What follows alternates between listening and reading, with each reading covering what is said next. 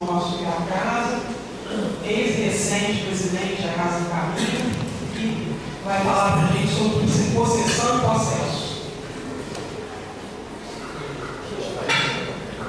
Gente baixinha tem que ficar aqui. Pode ser só uma coisa.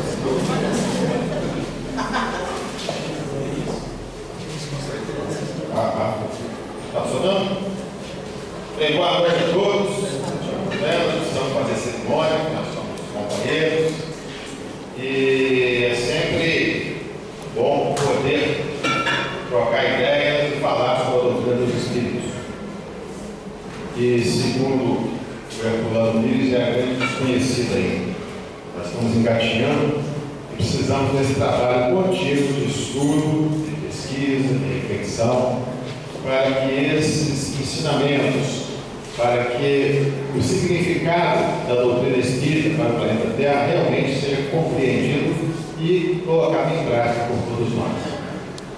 Foi pedido que eu falasse aqui sobre as questões 473 a 480 dos Espíritos, que na verdade trata da possessão. É um tema espinhoso, escolheram a dedo, não é? Mas é muito interessante que ele nos dá a oportunidade de, além de falar sobre o fato em si, de mostrar outros aspectos importantíssimos da doutrina espírita. Então, a gente pode observar que quando Kardec nos fala da possessão, ele, até o livro dos médiuns, o Kardec não adota esse termo possessão. Na pergunta 473 pergunta: pode o espírito ocupar o corpo de uma pessoa e tomar conta, etc, etc?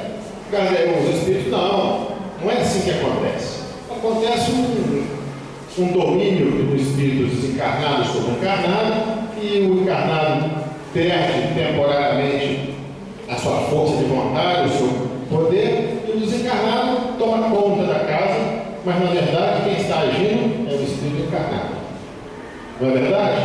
E o Kardec classificou a obsessão, até esse momento, que é o livro dos médiuns, em obsessão simples, que é sempre bom a gente falar, para situar o assunto, que é aquele famoso diabinho que fica aqui no ouvido da gente, no pai, no desenho animado, o diabinho dando ideia, te dando sugestões, te provocando, mas que normalmente é muito simples, é muito fácil da gente lidar, porque a gente percebe logo que são ideias estranhas, que aquilo não é nosso. E se você conhece alguma coisa da doutrina espírita, você conhece alguma coisa do intercâmbio que existe constante entre o plano carnal e o plano espiritual, fica fácil. E o Kardec mesmo fala: esse aí você cansa ele. Você cansa, você vai fazendo o que você quer fazer, você vai tocando a sua vida, seguindo os seus valores, e ele acaba se cansando e vai procurar um outro lugar, alguém para poder perturbar. Já a fascinação é um tipo de obsessão muito mais complicada. É uma fascinação particular, é um tipo de obsessão particularmente incidente nos médiuns iniciantes, às vezes nem tão iniciantes, onde o espírito obsessor ele envolve o médium de tal maneira em que o médium passa a acreditar cegamente em tudo que aquele espírito lhe diz, e o médium passa a fazer assim uma dupla, e tudo que for apresentado ao médium que não corresponda ao que o espírito escreve, ao que o espírito lhe transmite, o médium rejeita. Então é muito difícil da gente abordar o caso de fascinação, porque o próprio fascinado ele está convencido que tem razão. E o espírito normalmente consegue fazer com que o médium se afaste daquelas pessoas ou daqueles ambientes que possam despertá-lo. Então você vê como na prática é isso. O médium começa a se desentender com a equipe, ele começa a ficar aborrecido, achando que o dirigente não está gostando muito do que ele está fazendo, não aceita uma observação crítica e vai se afastando, vai ficando cada vez mais difícil. Então, esse caso de fascinação é uma coisa muito séria, porque o próprio fascinado, ele não está incomodado. Na obsessão simples, a gente percebe que tem alguma coisa, umas ideias boas passando na cabeça, a gente empurra lá para lá. Na subjugação, existe um domínio mais intenso do espírito sobre o médium ou sobre a pessoa que está sendo obsedada. E é desconfortável, porque a pessoa percebe que está sendo constrangida. A pessoa acaba fazendo coisas que não queria, falando o que não queria, mas ela tem consciência que está sofrendo uma violência. E ela vai ter naturalmente toda a boa vontade, todo o esforço que ela vai empreender para se livrar daquilo. É um incômodo. A fascinação não. Nós mesmos falamos a sabedoria popular, não é? Você vê assim uma jovem apaixonada por um jovem, e o jovem é um mau caráter danado, engana a jovem, só ela que não vê. Não existe isso? Está fascinada por fulano. É a mesma coisa. A diferença é que nesse caso um está desencarnado e o outro está encarnado. Então a pessoa fica temporariamente cega, só consegue ver aquilo, só acredita naquilo. Tudo que for diferente daquilo, ela ignora. Então é um processo muito sério. E como eu ia dizendo, até 1861, Kardec não admitiu a possessão como a ocupação de um corpo por um espírito estranho. E ele debate isso, exaustivamente, e uma das razões para que ele não assumisse a possessão como um fenômeno que pudesse estar inserido na doutrina espírita é a cultura que já trazia uma ideia de possessão vinculada à existência do demônio, à existência de seres especialmente devotados ao mal, dos diabos, dos demônios, porque a possessão trazia em si já embarcada essa ideia de que um ser maléfico, um diabo, um demônio, se ocuparia do corpo de uma pessoa. E a doutrina espírita, como tem um caráter evidentemente educativo, esclarecedor e racional, ele sempre tomou cuidado, Kardec, de evitar essas misturas, trazer um termo que pudesse levar a uma ideia diferente do que a doutrina nos explica a respeito dos demônios. Quem quiser dar uma estudadinha no Céu e Inferno, existe um estudo bastante minucioso sobre a doutrina dos demônios. Como que surgiu, qual é a explicação, e ele rebate cada opinião, ele rebate cada item por item, mostrando a irracionalidade dessa doutrina. Então, uma das razões. A segunda razão por que Kardec não aceitou neste momento, eu fiz questão de botar o Livro dos Médiuns, 1861, para a gente fixar bem o evento histórico, desenrolar a história. A segunda razão é que o Kardec, até essa ocasião, ele não havia ainda observado fenômenos em quantidade suficiente e não havia estudado ainda suficientemente esse fenômeno para se emitir uma opinião e incorporar na doutrina. Então Kardec aguardou. Porque, como eu disse, ele tentou evitar nessa época, e evitou, que se usasse esse termo possessão para as pessoas não ficarem achando que tinha um diabo entrando no corpo das pessoas. Não é verdade? Já em 1868, com a publicação da Gênesis, já existe outro posicionamento.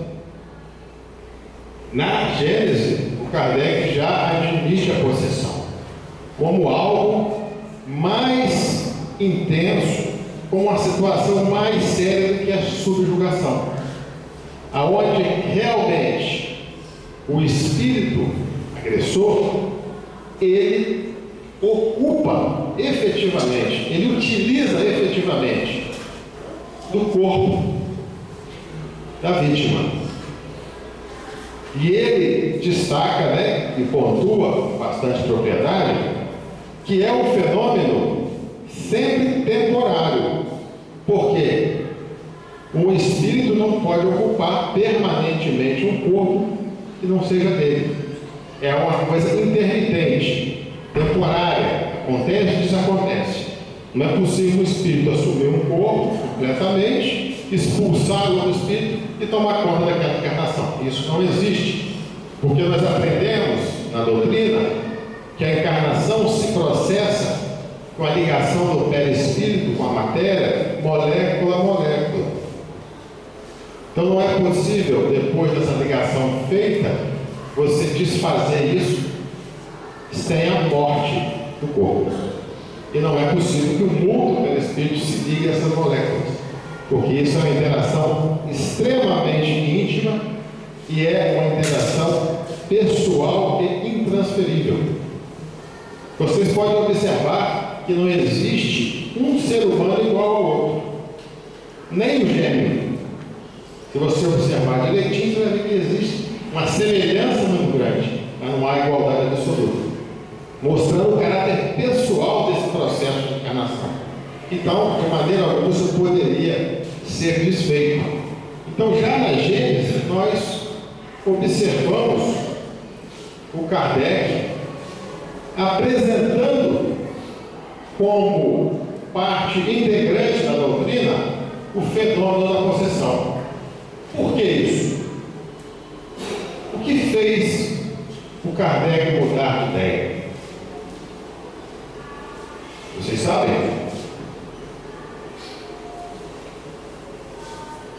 Entre 1861 e 1868, muitos fenômenos de possessão aconteceram e o Kardec teve a oportunidade de estudá-los. Um dos mais emblemáticos são os possessos de Morzinho, uma cidade, uma região na Europa, onde houve uma epidemia de possessão. Já imaginaram isso? Imaginaram com Jesus assim, 5.000 processos, todas as famílias. Olha que loucura. As pessoas se debatendo, tendo ataques no meio da rua. Então, na revista escrita de dezembro de 1862, foi publicado esse estudo sobre os processos de Morzinho. E aí o Kardec, com o seu método do estudo, com a sua metodologia, ele foi estudando aquilo, observando os fatos, foi inquirindo aos espíritos sobre o que era observado e chegou à conclusão que realmente a possessão era algo diferente da subjugação. Mas esse processo tem um intervalo de 1861 a 1868, mostrando que o Kardec tinha um senso de responsabilidade muito grande com a doutrina. Ele sabia para quem se dirigia aqui. Então ele não podia arriscar colocar ali opiniões que não estivessem absolutamente dentro dos critérios da metodologia kardeciana, que é a universalidade dos ensinos, é a peneira da ciência. Se aqueles fatos apresentados de alguma forma contradizem conhecimentos já sedimentados pela ciência, e o bom senso, a lógica, faz sentido. Então aqui a gente vê uma linha de tempo mostrando por que o Kardec fala uma coisa no Livro dos Espíritos, no Livro dos Médiuns, e desenvolve o assunto no livro A Gênese de maneira diversa. reconhecendo que realmente existem situações em que o espírito obsessor ele assume integralmente o comando do organismo. O aparelho fonador, os braços, todo o corpo obsedado. E tem uma coisa interessante. A obsessão simples, a fascinação e a subjugação são sempre originários de espíritos inferiores. A possessão, ela pode tanto ser de um espírito inferior, como ela pode ser de um espírito superior. Vocês já observaram o Divaldo dando uma comunicação psicofônica do Bezerra de Menezes? Algumas vezes assim, ele fica com a cara de velhinho, assim, né? Suas expressões mudam, a sua voz, a sua postura. Aquilo ali é uma possessão. Só que é uma possessão que não causa nenhum desconforto. O Divaldo é uma coisa consentida, né? Que é feita com toda tranquilidade, com toda delicadeza, sem traumas, diferente do exorcista, né? Que você pega meninas debatendo, que é um processo violento, processo de assalto. É uma coisa interessante a gente destacar, e que ela sempre é intermitente. Você não tem processo de obsessão que seja contínuo. O espírito não vai se apossar do corpo e ficar ali 1 ano, 2 anos. Processo intermitente, porque não é possível a um espírito se apossar do corpo permanentemente. Então é sempre uma coisa intermitente. Bom, e um outro aspecto importante desses fatos que eu estou contando, da evolução do conceito, é mostrar esse aspecto progressivo da doutrina espírita. A doutrina espírita, como diz o Kardec, ela jamais ficará para trás. Por quê? Porque toda vez que um conhecimento for adquirido e que esteja diferente da doutrina, em que o postulado doutrinário esteja em contradição, a doutrina muda. Ela muda porque a doutrina ela tem por pilar o amor à verdade. A doutrina veio trazer para nós a verdade, o que é verdadeiro. Se o que está ali está em contradição com algo que está provado, nós vamos mudar. Mudamos. Não temos vergonha de mudar. Mas dentro de critérios, dentro de uma metodologia, porque todo livro, toda qualificação, nós podemos dizer, é uma obra mediúnica.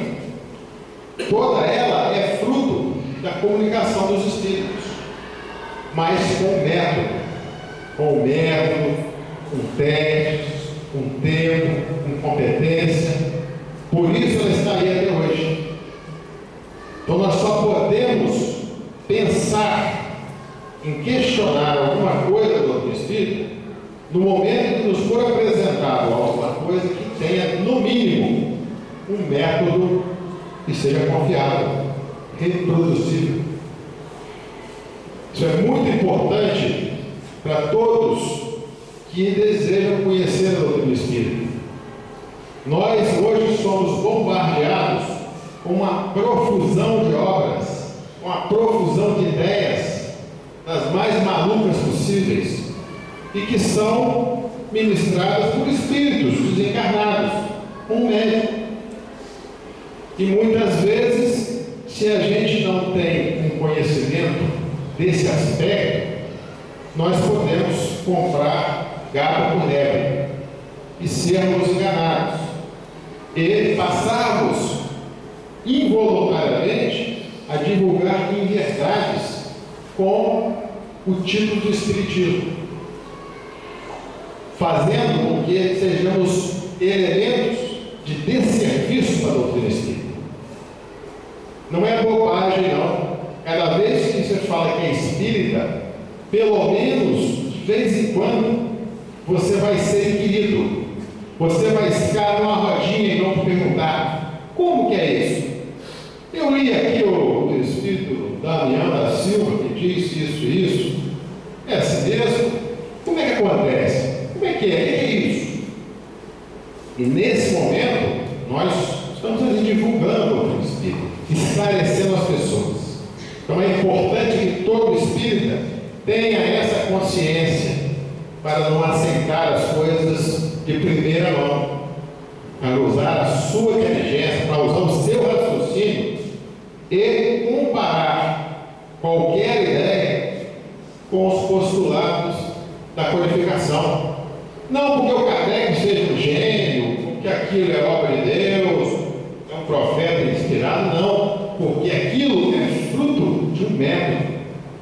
Um método que se mostrou tão eficaz que 150 e tantos anos depois, nem a ciência, nem a filosofia e nem qualquer religião conseguiu mostrar erros da doutrina espírita. A prova do tempo é incontestável, é um fato, não é uma questão de eu acreditar ou não acreditar. É fato, a doutrina está aí, viva, cada vez mais forte e cada vez sendo mais confirmada pelas pesquisas. Ontem, nós estamos fazendo um estudo sobre mediunidade, na Casa do Caminho, estávamos falando sobre os fluidos, fluido cósmico universal. Porque o Kardec já foi ridicularizado por causa desse conceito, de que toda matéria provém do fluido cósmico universal, que a sua transformação é que permite essa variedade quase infinita de manifestações da matéria. E que não existe espaço vazio, que o fluido cósmico universal preenche tudo, que na criação do universo não existe um vazio. Se vocês acompanham a revista espírita, aquilo ali, como o Kardec foi ridicularizado. Se vocês acompanharem depois os escritos do Flammarion, do Gabriel Delane, dos outros estudiosos, cientistas que resolveram estudar o fenômeno espírita, vocês vão ver como foi difícil. E agora eu passei um videozinho no final, mostrando a descoberta da matéria escura. Os nossos cientistas descobriram que não existe vazio. Descobriram que o universo está em expansão. Mas pelas leis conhecidas, os corpos deveriam cada vez se afastar em menor velocidade, pela força de atração. E descobriram que não é assim, que eles se afastam, na verdade, cada vez em maior velocidade, se afastam mais rápido. Por quê? Porque existe algo entre eles que fornece essa energia que aumenta a velocidade. E esse algo eles chamam de matéria escura. Olha o fluido cósmico universal sendo confirmado. Isso vem a mostrar como que a metodologia que o Kardec utilizou é válida e como que nós, espíritas, temos a obrigação de manter esse padrão, de somente aceitarmos aquelas coisas que sejam fruto de um estudo sério, que sejam fruto de um método que possa ser, no mínimo, reproduzível, que possa ser experimentado, que possa ser testado, e não acreditar na palavra do primeiro que vem, não importando o nome de quem assina. Não é verdade? Nós temos que ver a mensagem, ver qual é a informação que está ali, não importa quem assine.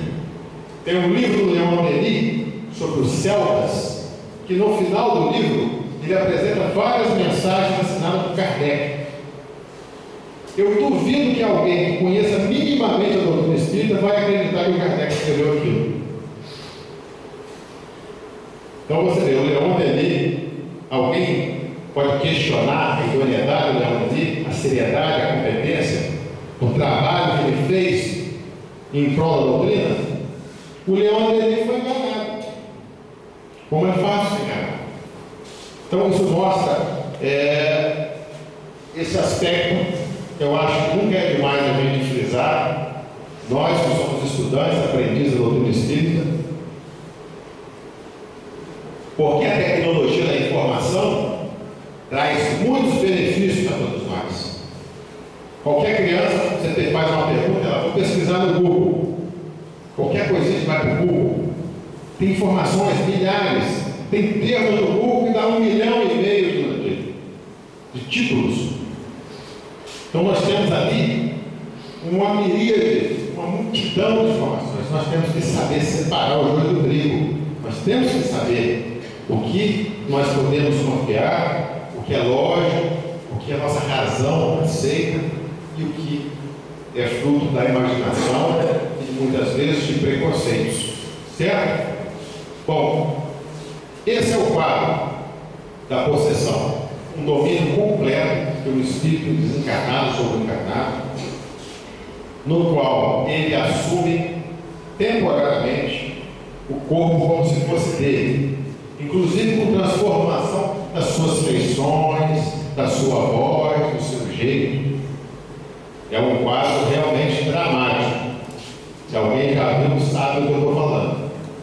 Mas pode ser também um espírito bom, um benfeitor, que queira ali dar um cunho de maior veracidade, impressionar, às vezes, os que estão em dúvida, mostrando que realmente tem um fato. Muito bem, nós falamos do que é a possessão, do que é a possessão. Mas e aí? O que nós vamos fazer quando nós estivermos diante do processo? Fez o diagnóstico. Como é que trata isso? Doutor? Penicilina não resolve, né?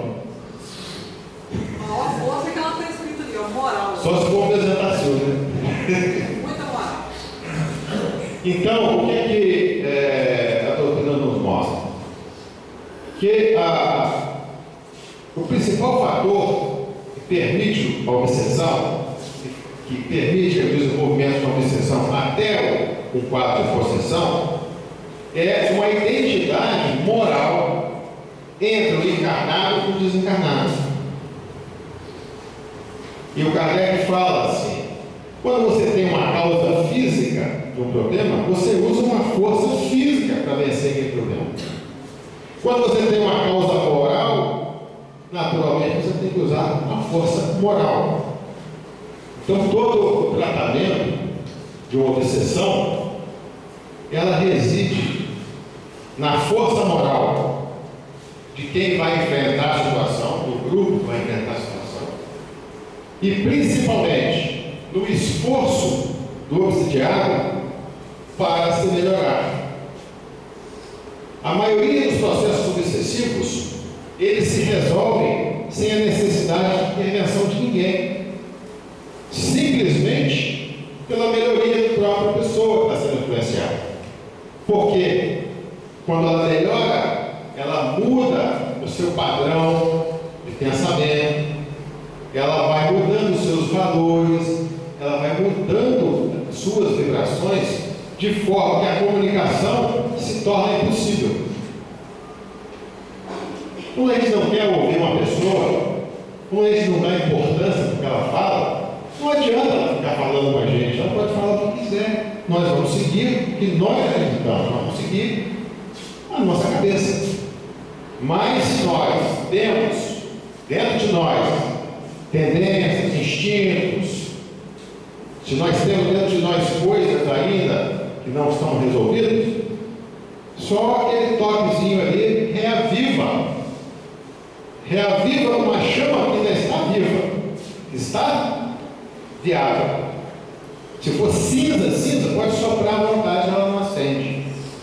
Mas se ainda tiver aquela brasinha lá no fundo, aquele soprinho faz reacender.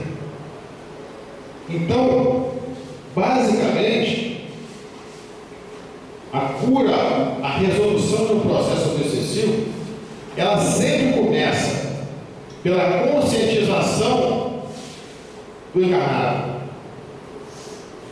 A chamada à consciência, para que ele se analise, para que ele mude a sua postura.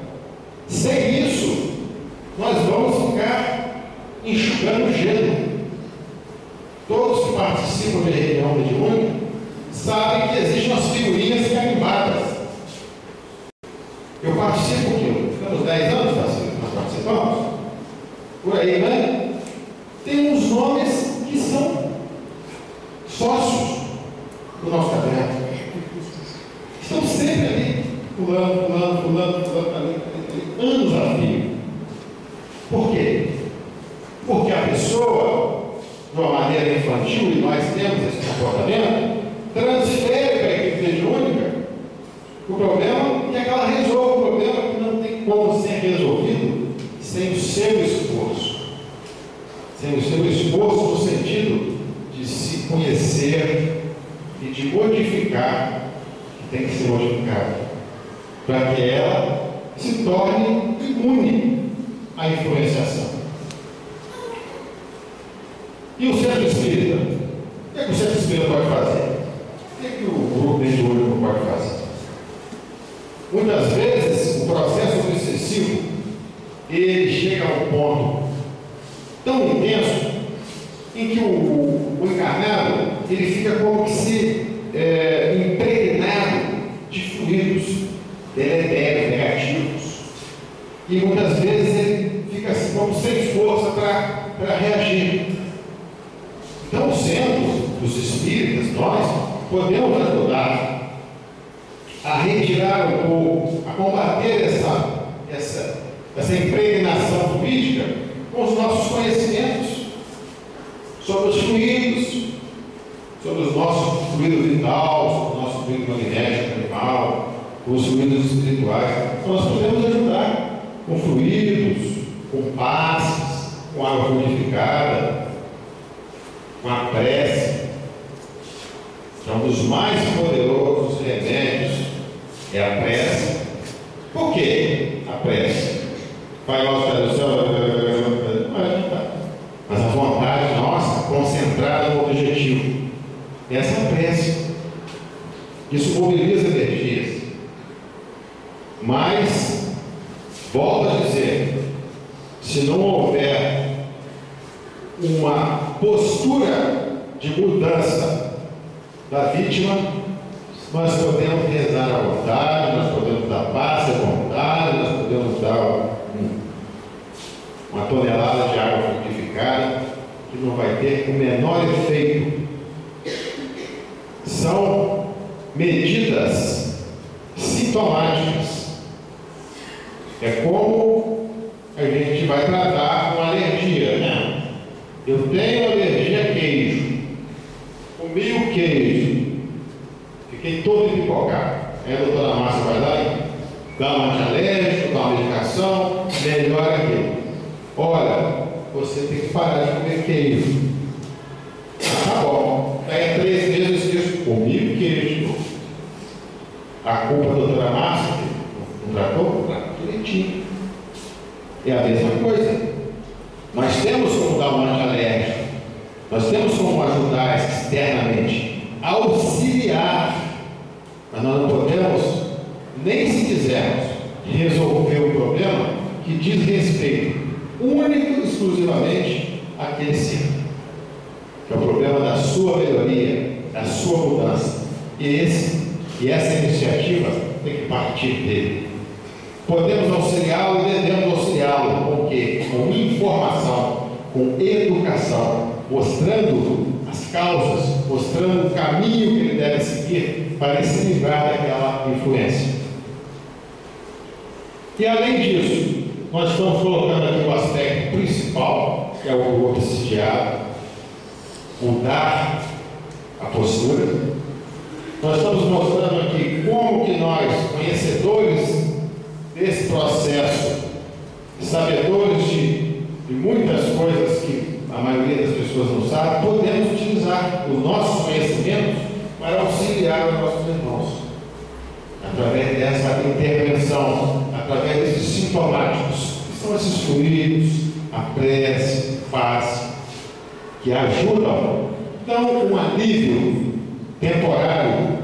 Ganhamos um tempo para que a pessoa possa se equilibrar e aí empreender a jornada que ela tem que empreender, que é a sua própria transformação. E não ficaria completo o tratamento, não seria caridoso, se nós fortalecêssemos o encarnado, ele fica imune à influência, e deixássemos o pobre do irmão obsessor a sua própria sorte. E aí que entra esse processo que todos nós conhecemos das reuniões mediúnicas chamadas de desobsessão, quando nós, além de tratarmos o encarnado, orientando, mostrando a ele como se pega o peixe, nós vamos, através de técnicas, através de um processo todo, todos muitos conhecem aqui, conversar com o desencarnado, conversar com o espírito, mostrar para ele a insanidade daquela ação, abrir os olhos do nosso irmão desencarnado, que é um sofredor como nós, que é vítima da ignorância como nós, é um irmão que tem que ser tratado com todo respeito. A coisa mais negativa que se pode fazer durante um diálogo com o espírito sofredor é você assumir uma postura de julgamento ou de superioridade. Por quê? Porque esse é o momento em que nós participamos de reuniões, esse é o momento em que não se permite, é inadmissível a máscara. Quando nós nos relacionamos entre nós encarnados, eu posso dar um sorriso para você, mesmo morrendo de raiva. Eu posso ter um verniz de educação, de gentileza, estando por dentro de uma maneira completamente diversa. Mas no trato com as inteligências, ou no nosso trato quando o plano espiritual, isso não cabe, isso não é possível, porque os nossos sentimentos estão escritos na nossa testa. Não é possível você fingir enquanto desencarnado. Então, somente o sentimento sincero, o respeito sincero, a compreensão real da situação e a compaixão com aquele irmão permite uma comunicação eficaz, um diálogo eficaz. Não é o que você fala, é o que você sente. Portanto, nós, espíritas, que participamos de reunião mediúnica, nós temos uma obrigação extra de autoevangelização, de estarmos nos policiando permanentemente, estarmos educando os nossos sentimentos para lidar com aqueles irmãos em sofrimento, porque só assim nós vamos conseguir tocar o coração daquele irmão, para ele rever as suas posições, e ele, por livre e espontânea vontade, vai mudar de postura. Só assim o processo realmente se completa. Então, portanto, o trabalho de cura dessa doença chamada obsessão é um trabalho de amor, é um trabalho de compreensão, é um trabalho de aproximação de nós com os irmãos. Muitas vezes, aquele espírito que está ali naquele momento de sofrimento, são espíritos muito mais sabidos que a gente. São espíritos que já fizeram coisas muito boas e estão num momento de dificuldade, cegos pelo ódio, cegos pela frustração, e que basta um pouco de carinho, de atenção, de sinceridade para que você modifique a sua visão. E isso acontece frequentemente. E o Espírito fala assim: eu não entendi nada que você falou, mas eu sinto que você está sendo sincero comigo. Eu sinto que você quer me ajudar. Eu sinto. Você fala e não está entendendo nada, está na confusão do coração. Então é preciso que, antes de qualquer coisa, que todos nós que participamos ou não participamos de reunião mediúnica, tenhamos a vigilância permanente. Nós temos que ter isso no dia a dia, a todo momento.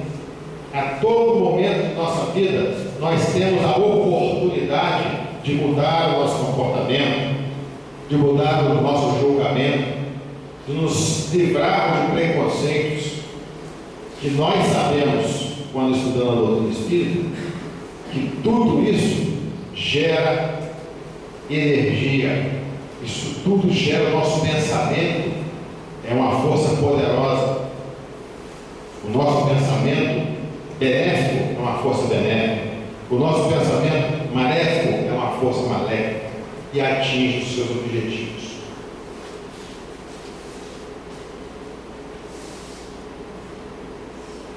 E para a gente terminar, eu trouxe uma tirinha que é muito interessante.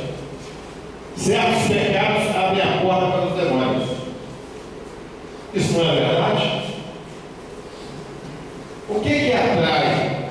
O que permite a comunicação, a interação entre o espírito desencarnado e encarnado? São as similaridades. Então ela está mostrando uma pessoa abrindo a porta e o diabinho está do lado. É assim que a obsessão acontece. É impossível a um espírito te prejudicar ou te influenciar se você não tiver nada a ver com ele.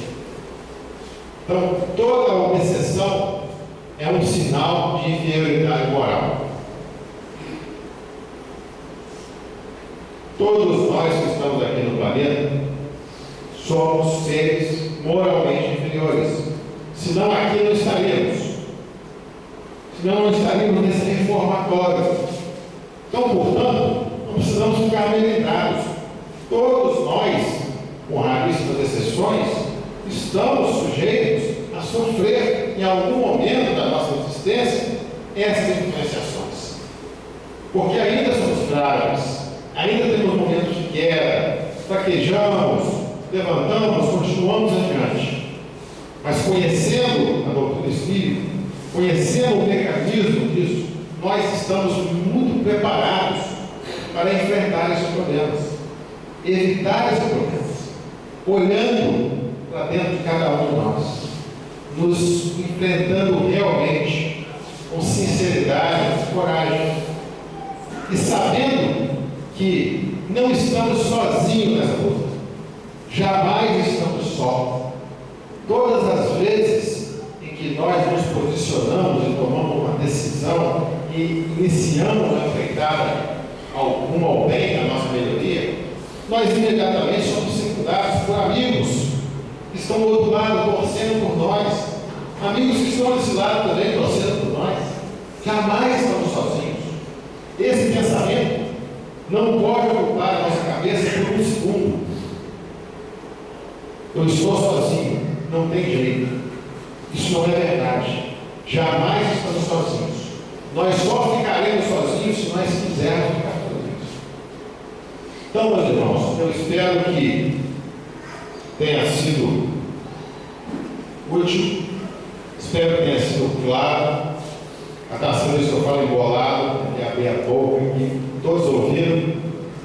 E eu gostaria de convidar vocês para irem consultar as obras. Façam esse estudo, vai no Livro dos Espíritos, no 473, tem acho que é 271 do Livro dos Médiuns, e depois no capítulo 14, Excluídos, da Gênesis, para vocês verem como que o raciocínio vai mudando, como que as coisas são incorporadas na doutrina, a partir de estudos. Tem a Revista Espírita de 62, dê uma olhada lá nos convulsionários, lá nos processos do Mozinho. é muito interessante. Agradeço a atenção de todos. Não sei se está na hora, se não está. Tá? E que nós possamos aí ter uma semana boa, cheia de boas resoluções, sempre sabendo que nós temos ao nosso lado um irmão maior, Jesus, que nos acompanha, e muitos amigos que torcem por nós, e com um pouquinho de esforço a gente chega lá. Boa noite a todos.